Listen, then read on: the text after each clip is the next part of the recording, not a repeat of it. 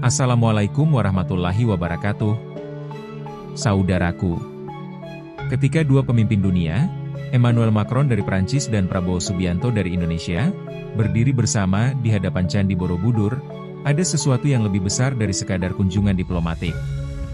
Bukan cuma foto-foto dan sambutan resmi. Bukan cuma investasi miliaran dolar. Ini adalah pertemuan dua arus sejarah.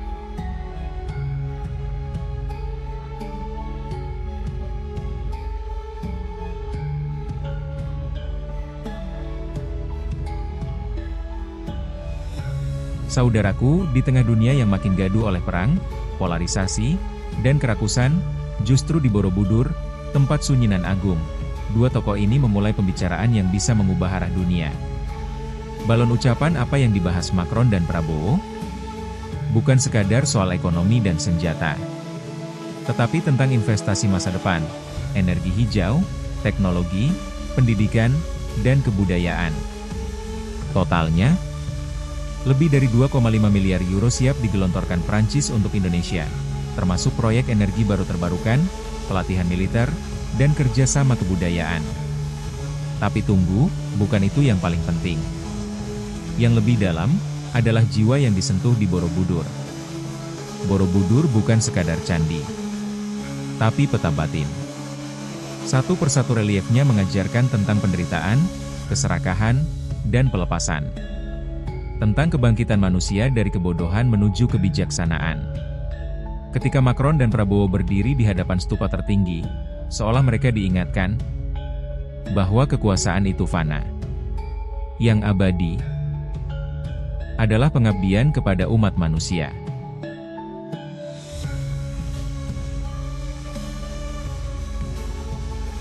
Cahaya perdamaian dari Nusantara untuk dunia.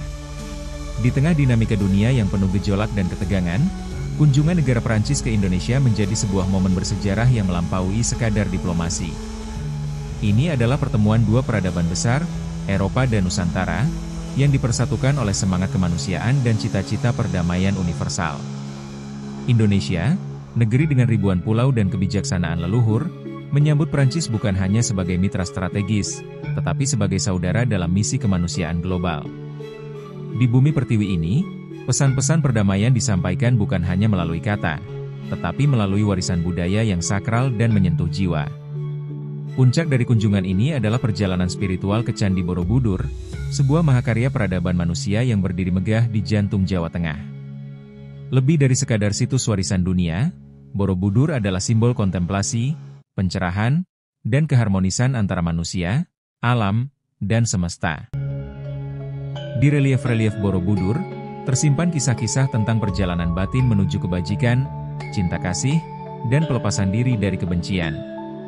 Para pemimpin dari Prancis dan Indonesia berdiri bersama, memandang stupa agung, seolah merenungi nasib umat manusia yang mendambakan kedamaian sejati. Borobudur bukan hanya candi, tetapi pusat spiritual dunia yang memancarkan energi kasih universal. Di sanalah nilai-nilai luhur kemanusiaan disatukan, tanpa batas bangsa, ras, atau agama. Sebuah pesan kuat mengalir dari tempat ini, bahwa kejayaan dunia tidak akan dibangun di atas kekuasaan atau senjata, melainkan di atas kebijaksanaan, welas asih, dan kerjasama antar bangsa. Kunjungan ini bukan sekadar seremoni, tetapi tonggak harapan. Prancis dan Indonesia, dengan semangat Bhinneka Tunggal Ika dan Liberté, Égalité, Fraternité, menyatukan langkah untuk memperjuangkan dunia yang adil, damai, dan berkelanjutan. Dari Borobudur yang hening namun penuh makna, dunia melihat cahaya. Cahaya dari timur yang membawa pesan, bahwa perdamaian bukan utopia, tapi cita yang bisa diraih jika kita bersatu sebagai umat manusia.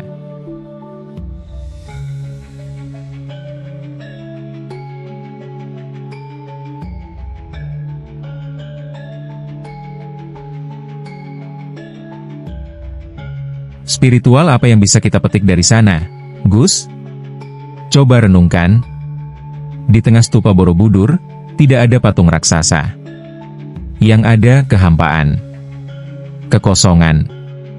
Maknanya, pemimpin sejati itu tak memusatkan dunia pada dirinya, tapi mengosongkan ego demi rakyat. Lalu, Apakah Indonesia akan mengulang kejayaannya seperti zaman Borobudur? Insya Allah, iya. Tapi bukan lewat nostalgia. Lewat transformasi jiwa bangsa. Lewat generasi muda yang bangkit, lewat pemimpin yang bersujud bukan hanya di karpet merah, tapi juga di sajadah panjang sejarah.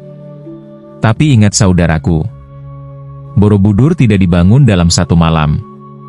Ia dibangun dengan kesabaran, spiritualitas, dan kesatuan visi. Begitu juga Indonesia. Kalau kita ingin kejayaan itu kembali, jangan cuma berharap dari pemimpin. Tapi mari kita mulai dari diri sendiri.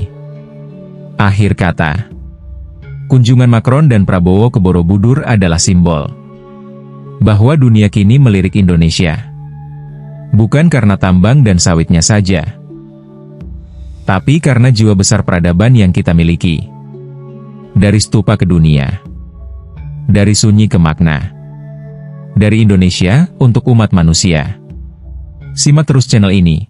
Insya Allah bukan hanya info, tapi juga renungan, hikmah, dan teguran lembut demi Indonesia yang lebih tercerahkan.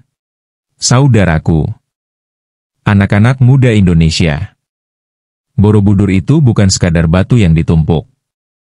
Ia adalah doa yang dipahat.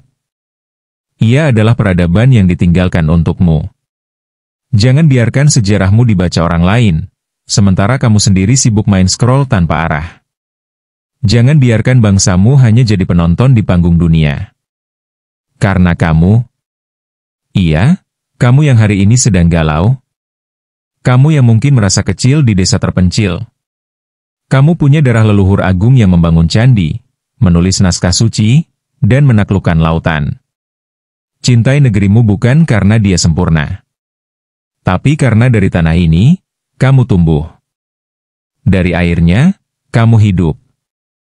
Dan kelak, di pelukannya, kita semua akan kembali.